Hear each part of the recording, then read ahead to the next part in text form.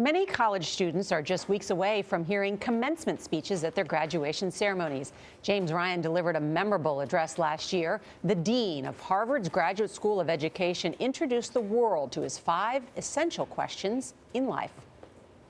My claim is that if you regularly ask, wait, what? I wonder, couldn't we at least? How can I help? And what really matters? When it comes time to ask yourself, and did you get what you wanted out of life even so? Your answer will be, I did. So the poem asks, Ryan's message still resonates today. It's been viewed more than 8 million times on the school's Facebook page. Ryan has written a book about the concepts called Wait, What?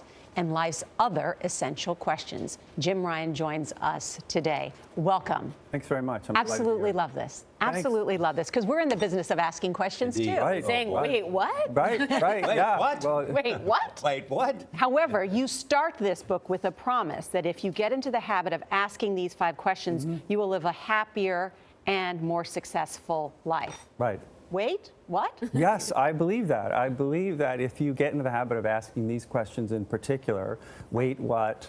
I wonder, couldn't we at least? How can I help? And what truly matters? Those lead you to some of the most important topics you can think about in life. And I do think if you live a life fueled by those questions, you actually will be both more successful and happier. Drew Faust sent me a link to your video about a year ago and said, you got to see this. Yeah. And the success has been amazing. What do you think it is? So I have been really surprised and pleasantly surprised by how much this resonated. So you mentioned that it's been viewed 8 million times, but I also received countless emails from people from all over the country in all walks of life. I heard from teachers, I heard from students, I heard from business executives, I heard from parents, I heard from lawyers, I heard from judges, I heard from pastors. So why?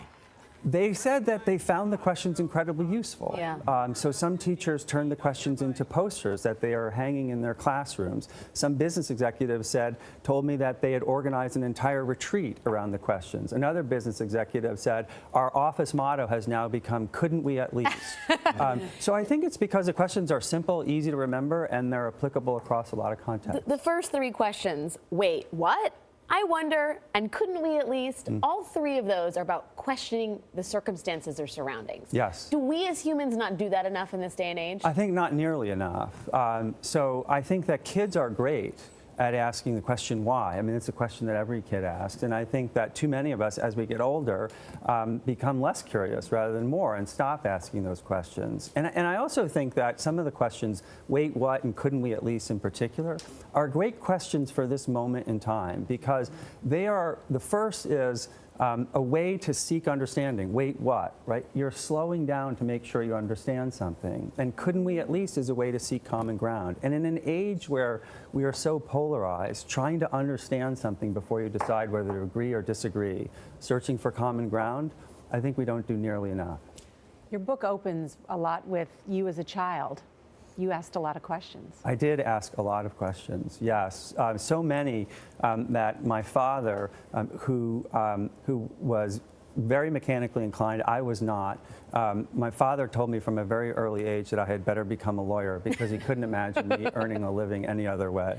You have 4 kids. We have 4 kids. So now are you getting a taste of your own medicine? Absolutely. You know, and my mom used to tell me when she was alive that she loved seeing the payback because my kids ask a lot of questions. Wait, what in particular, which is why that's the first question. You're like, we're getting in the car, not wait. Get in the car. Exactly. Yeah, You exactly. wrote, quote, the simple truth is that an answer can only be as good as the question asked. So it reminds me, I think it was Albert Einstein who said, asking the right question is 95% of getting to the right answer. Exactly right, and I bet all 3 of you appreciate that because you spend a lot of time thinking of great questions to ask. And you're exactly right. Einstein famously said that if he had an hour to solve a problem and his life depended on it, he would spend the first 55 minutes thinking of the right question to ask, because once he had the right question, it would only take him 5 minutes to solve the problem. Does higher education need to formalize this kind of the study and the learning around question asking? Oh, I think it's baked into any good education. And I actually think that we need to start earlier in the K-12 and K-12 classrooms and continue to cultivate the curiosity that kids bring with them to school every day. This is so Aristotelian, of course, asking the right question and curiosity.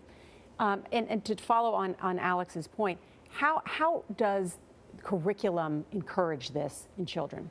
Oh, so I think curriculum that is inquiry-based, right? That is not just about filling kids' heads with facts that they need to memorize, but instead is asking them questions. I think the best way to teach kids about asking questions is to ask them questions themselves.